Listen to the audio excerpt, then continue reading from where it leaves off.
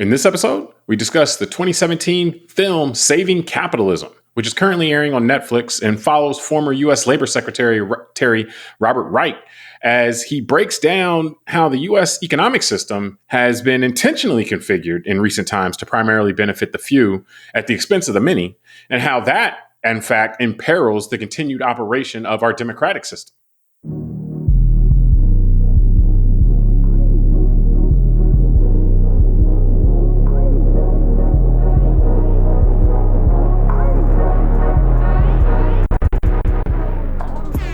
Hello, welcome to the Call Like I See It podcast. I'm James Keys, and joining me today is a man who, when he sets his sights on something, can be quite a terrifier. Tunde Ogunlana. Tunde, you ready to show him why podcasting is your art, even if you clown around sometimes? Of course, man. I thought you were going to ask me how my wife felt about when I set my sights on her, and, how that was received. So. Maybe we'll make a different show about that. You keep that private. Yeah, man. That'll be the next show for the audience. We'll interview my wife. The after hours show. Yeah, we'll see how that goes. Before we get started, if you enjoy the show, I ask that you subscribe and like the show on YouTube or your podcast app. Doing so really helps the show out. We're recording this on October 22nd, 2024.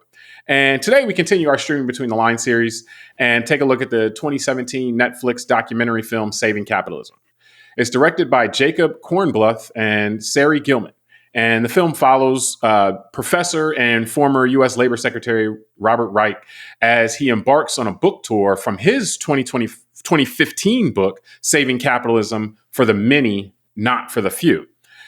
Through this, Reich is able to explain concepts like free markets and how free markets, while oftentimes people think of them as that being the absence of government action, that these are actually creations of the government and they need to be maintained by the government, while also discussing the state of the American economy and how the rules of the system in America have been manipulated through government action over time under the guise of deregulation for free market in order actually just to rig the system against the masses.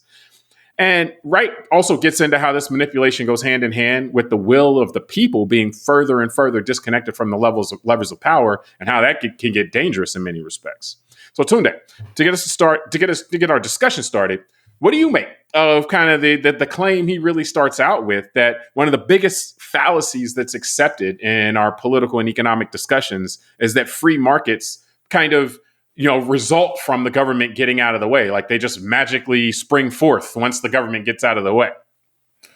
No, I think, first of all, I thought it was a great documentary for all the reasons you're citing and what we'll discuss, but also I think it was very good in the way that it was pretty succinct. It wasn't one of these 2-3 hour kind of tomes of all this economic jargon or a multi-part series. It's around an hour and 15 minutes, and it was very well explained. And so I think that helps us even in our discussion now, because some of these things can be very complex.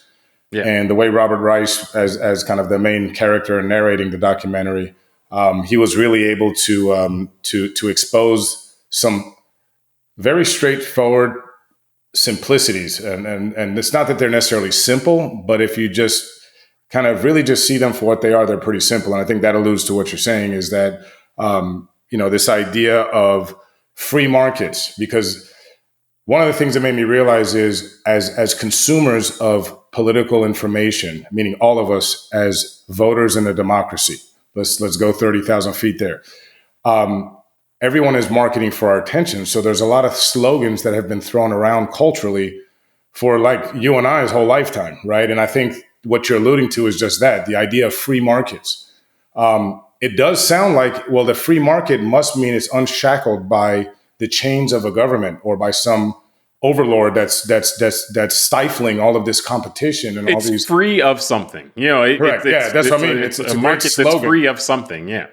But the reality is the government is also necessary in order to make sure the free markets function well, that there isn't collusion or monopolistic activity that would cause a free market to no longer be free.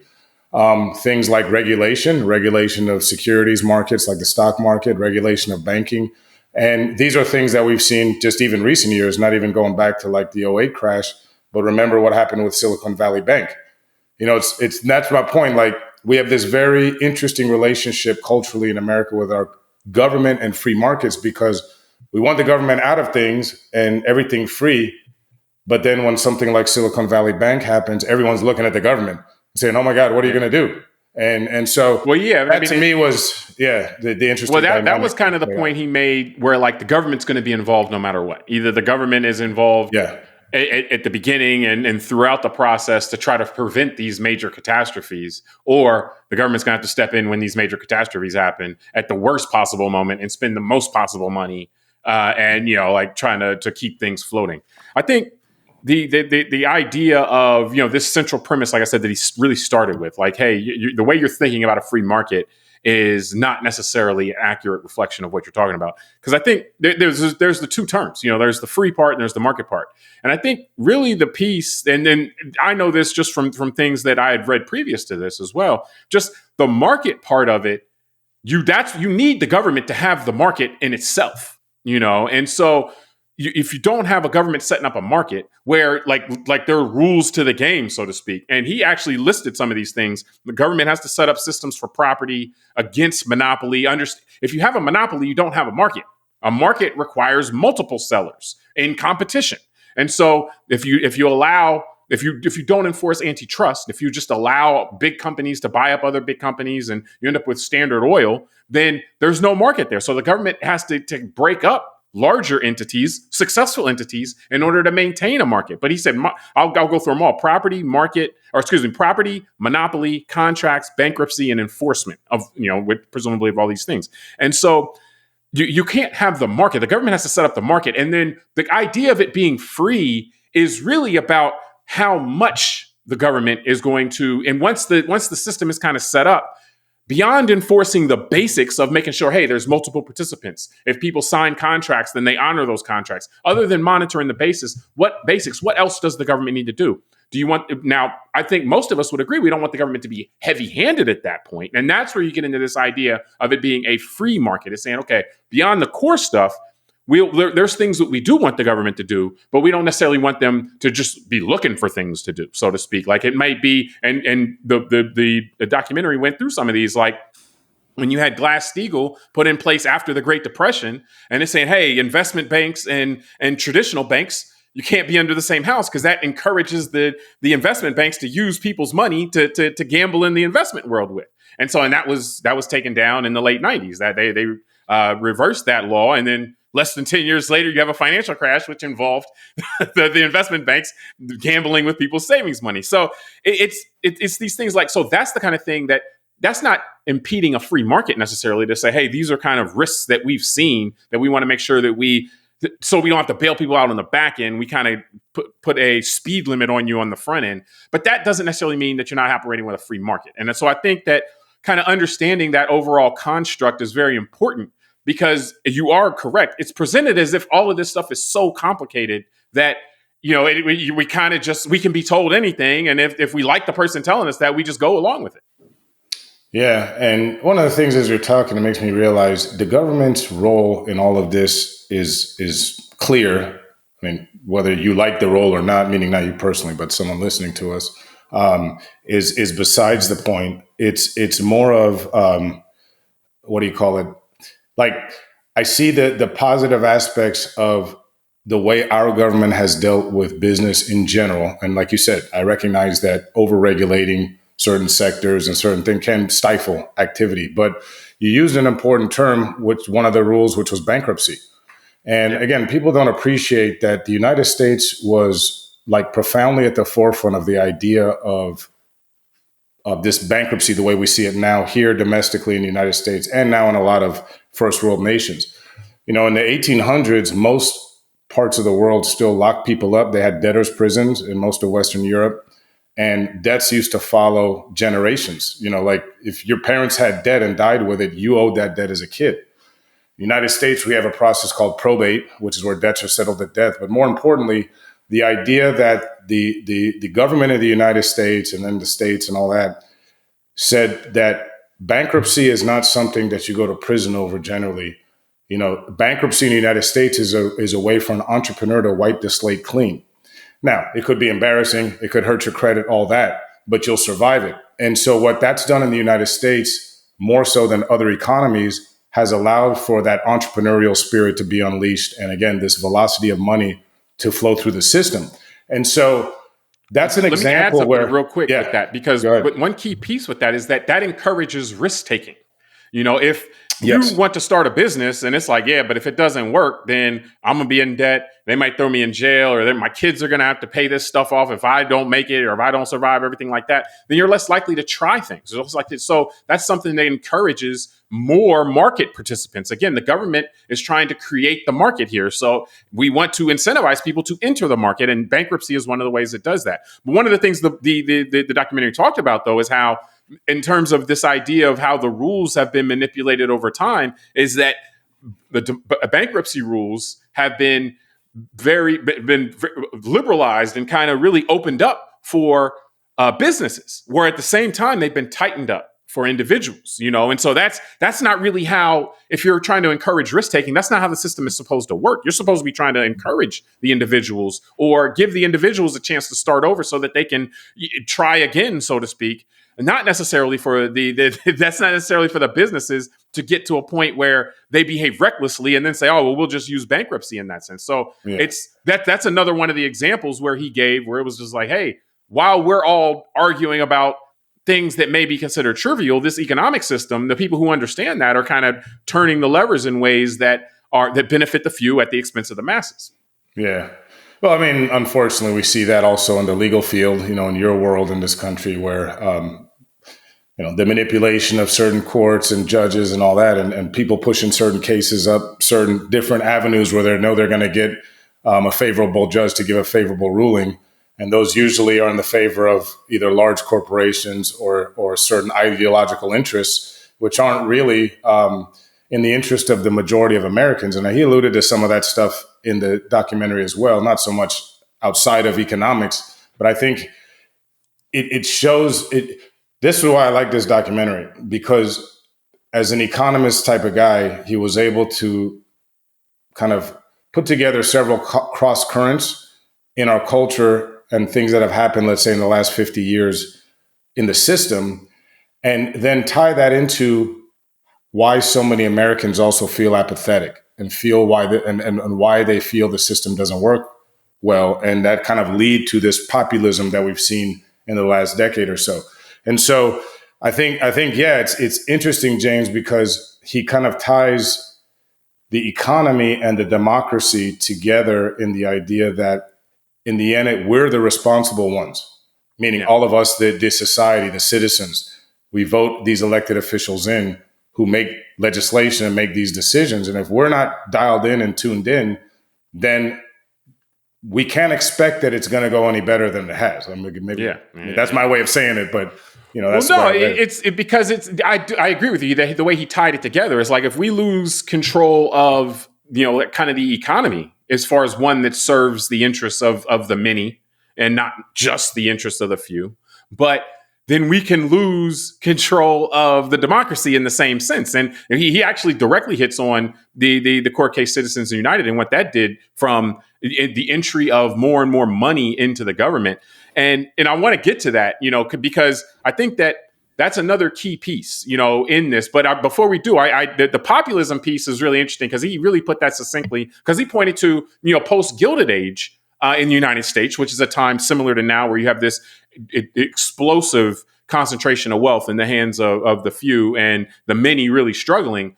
He points out there's two ways that it can go when that happens, and that public anger rises up. And he does at the same time. Now, actually, it was interesting when he resigned in 1997 from Labor Secretariat, he talked about how creating this two-tiered society, creates anger and disillusionment that is easily manipulated, along these lines. But the populism, he talks about how in the late 1800s, early 1900s, the anger which led to the populism was harnessed by leaders to then reform the system. That's when you first had antitrust laws onto the books saying, hey, you guys can't just get one big company that controls everything. And that stuff started to be enforced. Other rules, regulations, Teddy Roosevelt, the trust buster and all that. And so leadership didn't take that energy from the public and then try to manipulate that for their own personal glorification. They took it and reformed the system with it, and that went even further when the few broke the economy with the Great Depression. And then the FDR, actually took it even further and said, okay, we're going to rebalance the system even more. But the other side, it can either go to a reform-minded, or it can go to an autocratic type of authoritarian strongman. Have one guy can fix it, so to speak, which can become less democratic, not more democratic. So it's one way or the other that societies tend to go when you have this unfairness building up that people feel, and then they're looking for a way to kind of address it. So I guess I throw all that out. I'm not going to just pivot on you. I'll let you respond. But then I do want to get to his discussion on the Citizens United and all the money that goes. Just to finish up this section, because I was I smiled when he said about his resignation in 1997, because they said that it was. And we're talking about Robert Reich there. Robert Reich, he needed to spend more time with his family. And I was like, oh, that's the ultimate, when you're in some big position, or like when Stan Van Gundy was the head of the Heat, the coach of the Heat. And all of a sudden, Pat Riley's the coach. You're like, oh, Stan Van Gundy wanted to spend more time with his family. I'm thinking, hold on. So you're coaching Dwayne Wade, Shaq, and Alonzo Mourning, and now you want to go. You worked your way to the top of your profession, and now you want to go spend time with. No, they fired you and put in Pat Riley. So I feel like that was the example of Pat Robert Riley Reich. was the executive, but he was the one that fired him. And took over. Exactly. No, Pat Riley said, "Damn, I want to coach this team." But that's another show too. No, I thought about it because he talked about the different, again, goes back to real life human stuff, right? The different ideologies within that administration at the time in the 90s. And what that told me when they said he had to go spend more time with his family was that Robert Rubin, who was the Treasury Secretary at the time, kind of won that internal fight. Yeah. The one you were talking about. Where he was a former Goldman Sachs guy. Correct. Wall Street guy. And he represented that, that side where and that's where you talked about that. The other side. Yeah, that Rice came in with a genuine desire to want to kind of adjust some of these things that got out of whack between, let's say, the top of the corporate structure versus the working and the labor. And one of the things specifically they cited, just real quick, one of the things they cited, they were showing how the average worker pay versus the CEO pay was diverging, and so that was one of the things they want to try to correct. They're saying, hey, there's no reason why.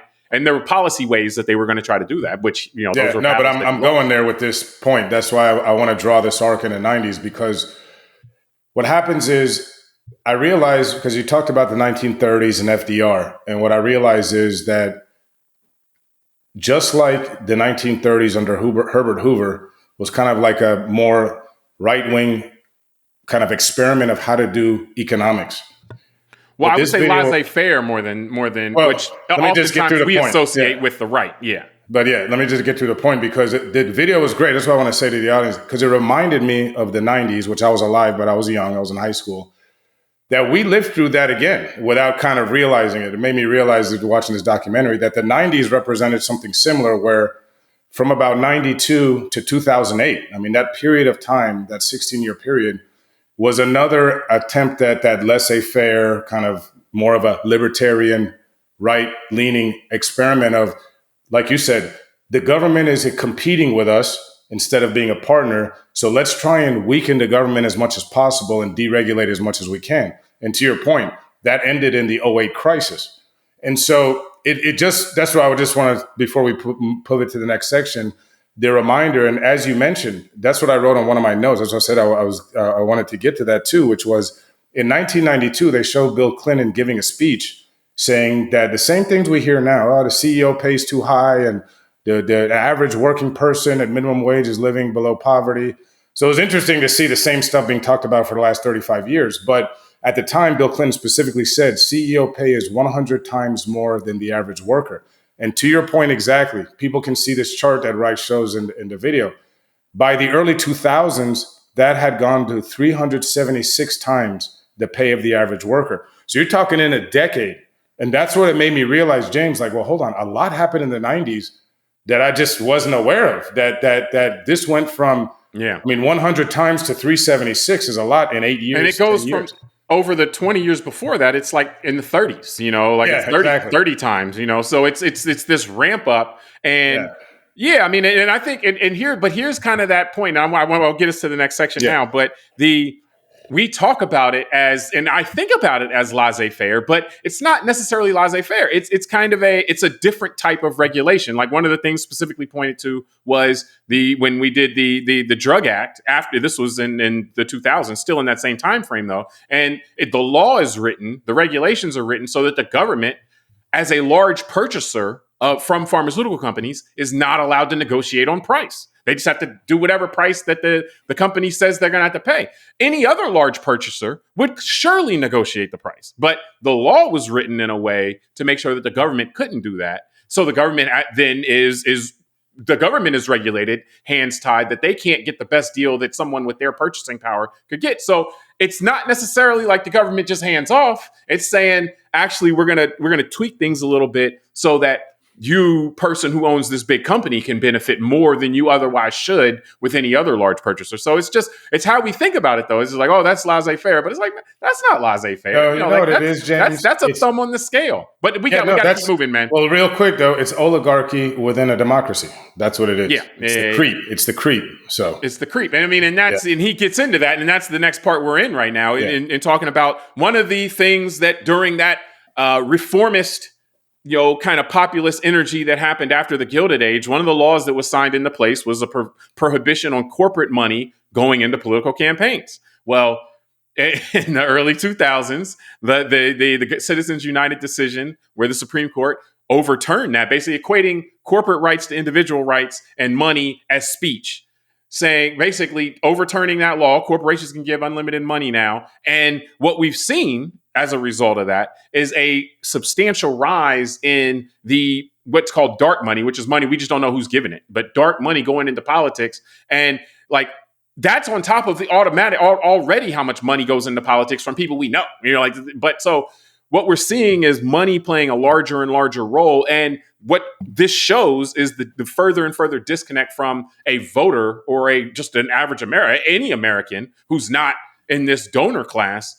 Their connection to what's happening in the country keeps getting further and further away, And so what stood out to you in that section, and then, talking about how, again, all of these lessons that were learned in the 1900s, early 1900s, after the Gilded Age and after the Great Depression, we saw being unwound in the same time period you said, between like 92 and 2008, 2010 or so. We saw them all being unwound, and we're heading right back into a Gilded Age, which we saw didn't work out well already. Yeah, I know. I was smiling because it's like, we're also seeing, we've been through fascism before too as a world, and we seem to want to experiment with that again. So again, that's a different discussion. Lessons that were learned after that people put in place to say, hey, so this doesn't happen again. It seems like a lot of those barriers people take them back down, and then you kind of revert back to something that, because the boundaries are gone, like maybe there's something. I mean, look, I thought about it in our discussion that it didn't escape me that George H.W. Bush ending his presidency in January of 1993 was the last president that lived through the Great Depression and could remember it, and was part of that generation prior to the baby boomers. Yeah. Bill Clinton and George Bush were baby boomers. And so I do think, and we've talked about this loosely in different program shows, is this idea of a living memory. I think that's very important. I've learned that as I've gotten older. Like, I just think that leadership up until the 90s in our country, and probably globally when we talk about, beating back fascism and things like that. But on the economic side, our leaders had seen the Great Depression. They had lived through World War II. They lived through the oil embargo in the 70s and the kind of malaise of the 70s economy. And I just think that they understood the kind of that ecosystem and the need to balance the zeal and the animal spirits of the corporate and entrepreneur class versus the need to balance it with a regulatory environment that wouldn't allow the system to have these booms and busts and these things. And I think that like normal, younger people think they're smarter than the old fogies that came before them. And I'm sure with the NASDAQ and computers, and by the late 90s, everybody thinking they're so much smarter and they can catch different things. And, the same thing happens because humans don't change. So I do think that that's part of it, is just that we now are in a world where all of us adults who are running things didn't live through the disaster. We got to learn these lessons again. Yeah, we're going to learn them the hard way, unfortunately. So I think there's a part of that. But I do think, yes, James, that's what I mean as we finish that last section about the creep.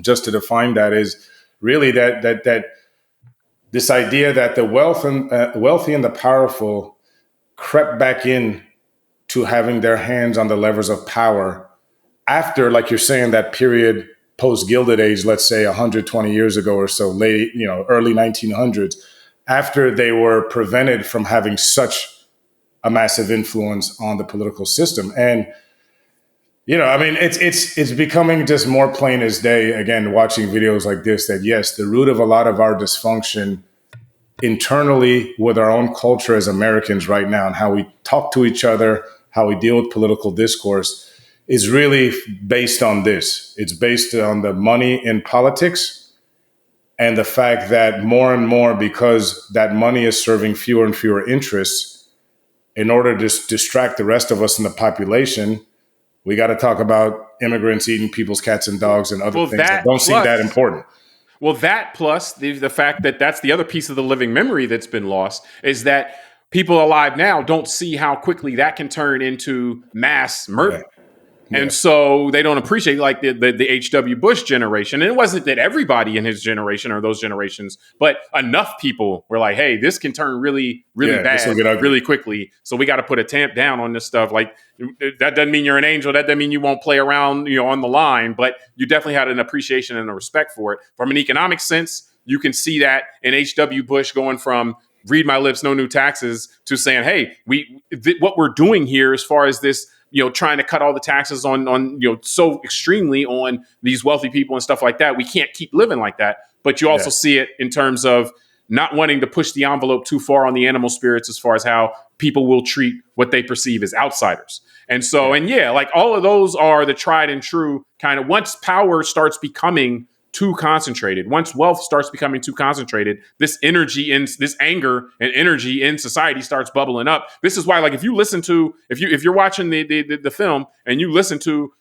Reich's comments from 1997, you would think that he's talking like this year, in terms of the energy, the anger, the disillusionment, how that will, like what that does to people, and so what these kind of cyclical things, it's because human beings are kind of, we are stimuli response type of creatures in the same way as most things in nature are. And so when certain stimuli starts hitting us, then we start reacting in certain ways. And it's not, one-to-one or anything like that, but there's tendencies, there's masses and so forth. And so what we're seeing with the Citizens United decision is another one of the guardrails that were put in place the last time things got kind of sketchy, or one of the last times things got kind of sketchy, being taken down. But I look at it as equivalent to what we saw with Glass-Steagall. With once the investment, what's the law that kept investment banks and traditional banks separate. Traditional banks being boring banking, like take in savings, make mortgage loans, like just basic stuff, or business loans or whatever, but not like the extreme speculation on things and so forth. So that got put down, and then, like I said, less than 10 years later, you have a financial crisis that is directly tied to that, and you got all these combined investment houses. No, a good follow, because I was thinking about it, because that video was made long enough ago that a lot has happened since. A good example of a good way that the system responded to that was the Dodd-Frank bill, the Basel Accords. A lot happened after the financial crisis, so that when Silicon Valley Bank happened last year in 2023. And remember, we all had a little bit of emotional muscle memory from Lehman. Like, holy crap, is the system going to go down and all that? And the Fed and the Treasury Department came and said, no, we're good. It's just, and what? That's because of the regulation. And already, still, like within the same, living memory, Project 2025 wants to take that stuff apart. But let's talk about that. But that is because, so the point being is that is because when you have such large sums of money coming into the system, it's going to imbalance the system. And these are the things. So it's going to imbalance the system, the power dynamics and so forth. And then you're going to have this reaction from the public. And then we go down this pathway where, again, the public either gets driven towards a reformist mind and we start solving these problems again, Or we go into this more authoritarian mind and anti-democratic mind where we just want somebody to solve it for us, somebody who promises Yeah. us the moon. Hey, you go solve it for us. Yeah, I don't care if you say this or say that, but just I believe you're strong enough to solve this for me. You're strong. I think that's a great way to say it, man. Like, you're right. It's the ability to respond to how people feel is going to be one of those two directions. And you're right. There's no other choice. And that's interesting, James, because what I wrote a note while you were talking earlier.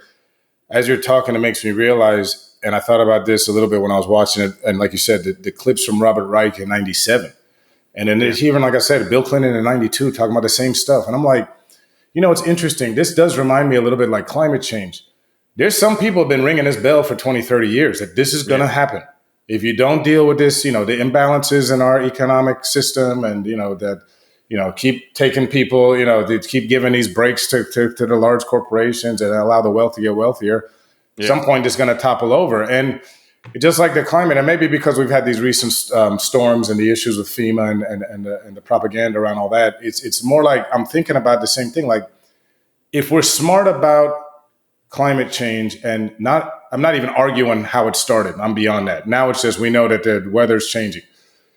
Would we rebuild houses right on the coast in Florida? Would we rebuild infrastructure the same way? Or should we have a game plan in place of how to deal with this going forward if it's going to keep happening?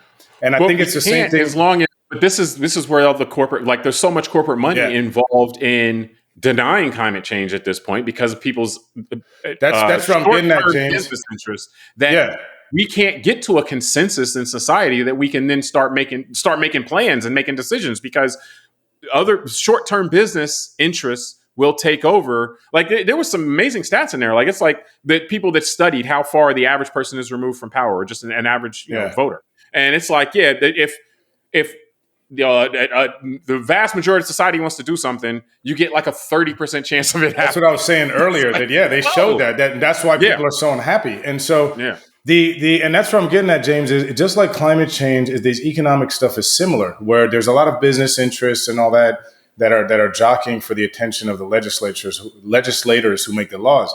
So instead of saying, let's get on a good economic track that can deal with certain shocks and crises that may come up, just like climate, we're just lurching to clean up the last mess, but we're not able to, as a nation and with our political leaders, because they're being so influenced, trying to raise money from a very small group of people. I mean, it's all about your constituency. And I think that's one thing that Robert Reich, I want to make sure I say this, because I quoted him.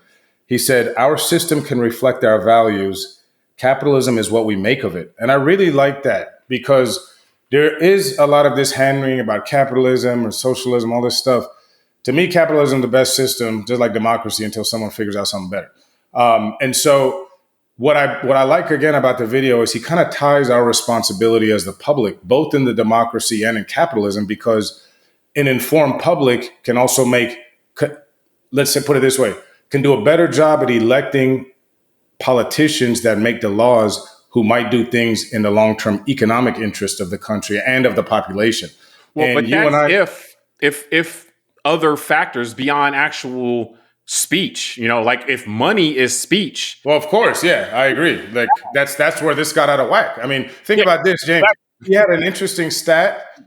But we got to keep it moving, though, man. But real quick, the stat he had ended because the video was made, like you said, a few years ago. So I think the latest year he had was Dark Money in Politics post to Citizens United was 2013 was 370 million. Right now, we already know there's billions of dollars being paid, and we're talking a decade since that stat. So this is only going to get worse if someone doesn't act to do anything different or make it. Yeah. I mean, and that amount of money, like what he was talking about, was like almost $6 million per congressional or person in Congress, and it's like, whoa, that's how much on average, and that's like you said, 2016. Back then, The other thing he was throwing, one of the stats he threw out was, who's your constituents? Is it the people who show up and vote and who speak verbally like human beings, or is it the people who give you money? Because one of the things he threw out, people like, one of the Project 2025 things, we're going to get rid of the Department of Education, yada, yada, yada. And it's like, well, his number, they're showing $100 billion in corporate welfare and $78 billion to run the Department of Education annually. Like, it's like we're giving more money in corporate welfare than we are to run the Department of Education. Yet we're looking at certain leaders are looking at the Department of Education to get rid of,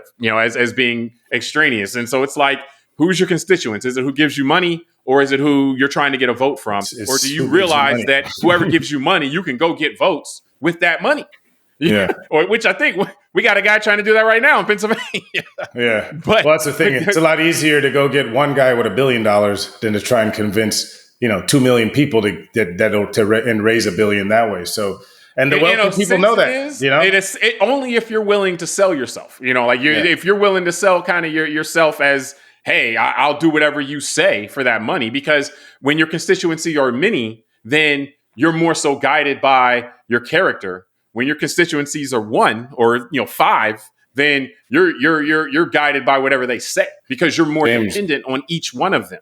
James, and so we said it. I'll finish with just this section. I know you want to move, but we said it in the show this year that the Congress, remember, they threatened to shut down the government unless you defunded which agencies? The IRS, the Consumer Protection Bureau, and the EPA. And I was thinking these people in the Congress were like telling us who they represent. Because I'm thinking, like, what average American wants to defund the Consumer Protection Bureau? That helps. That makes sure that we're not eating lead paint. They're not using lead paint on kids' toys.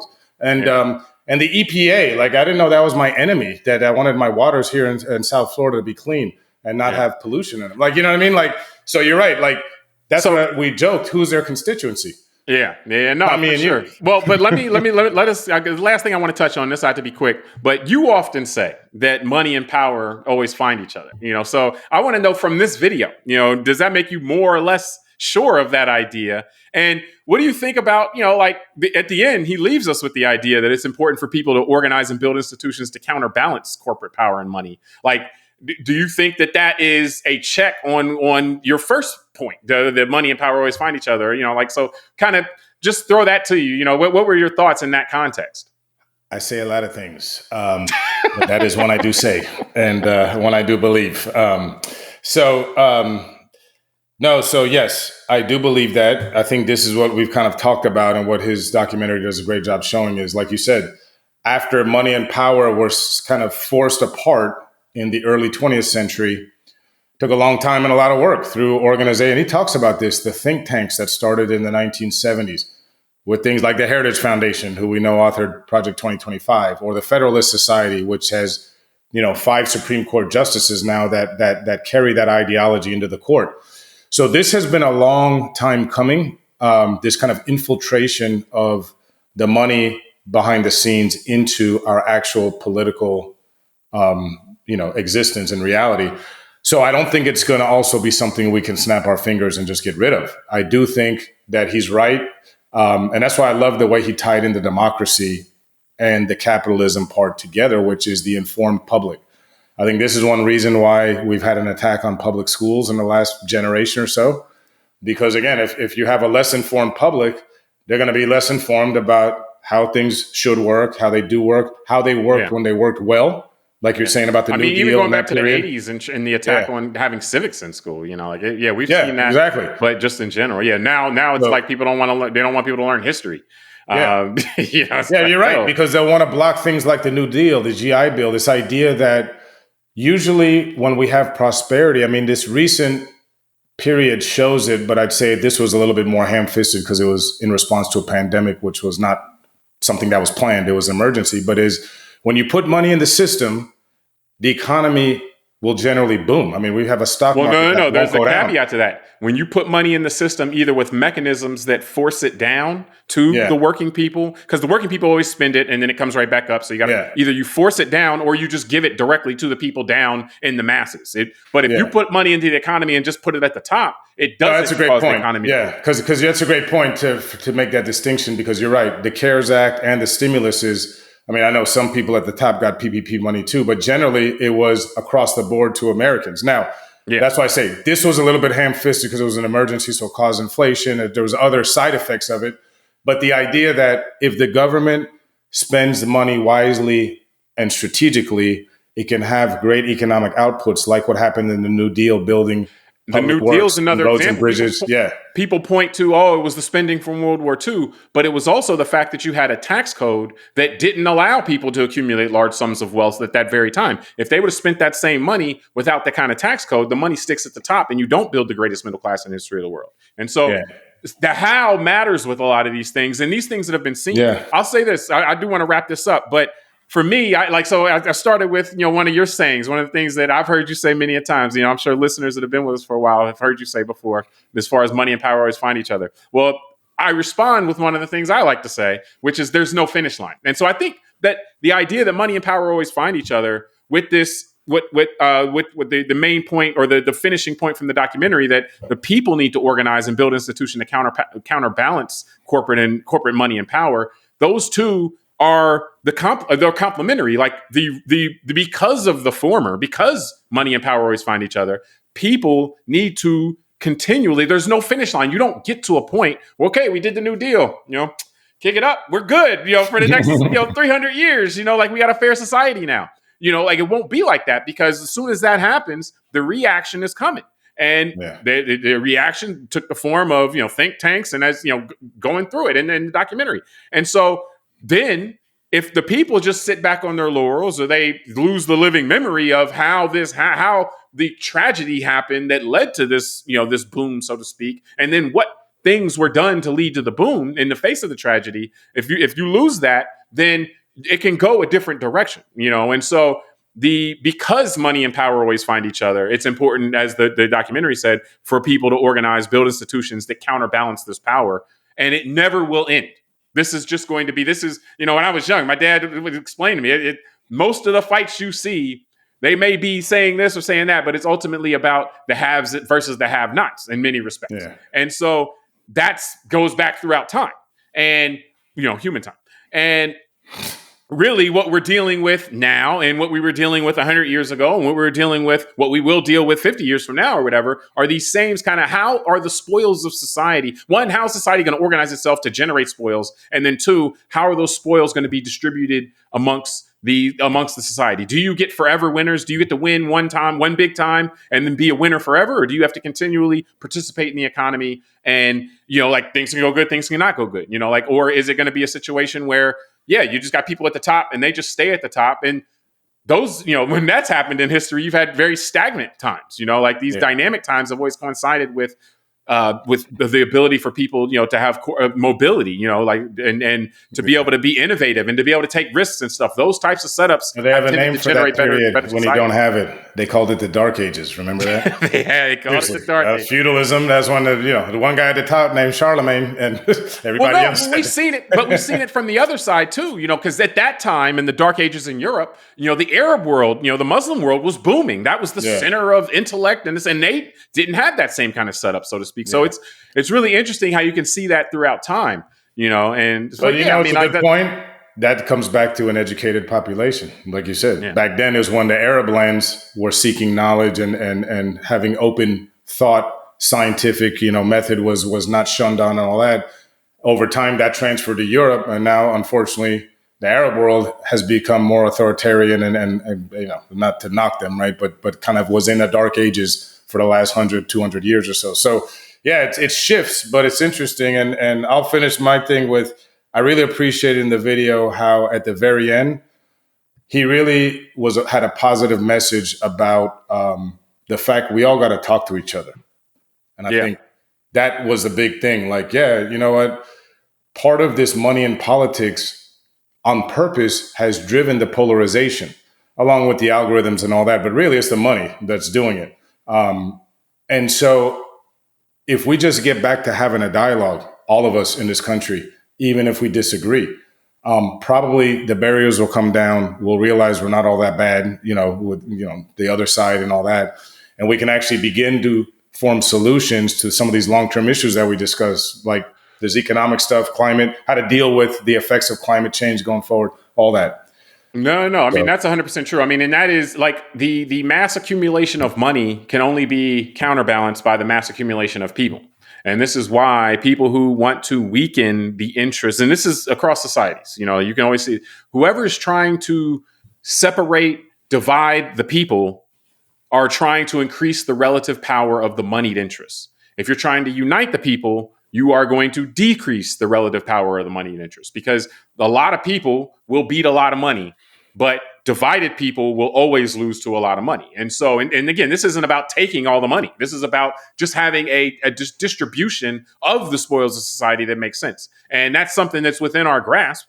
And, but it has to be something, again, that there's no finish line for. Like society, people need to the first step is talking to each other. The next step, you can't organize and work together towards common interests if you don't talk to each other, or if you're told that whoever you disagree with on this and that is evil or something like that.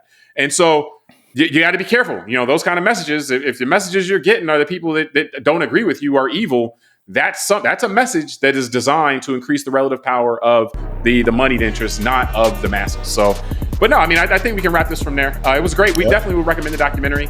It definitely very informative, and then also just good perspective, good context. And he made it a point. He was talking to people of all political stripes and telling them, hey, let's leave the political labels at the door. Let's just talk. Let's see what's going on. Yeah. So yeah. But we appreciate everybody for joining us. Until next time, I'm James Keys.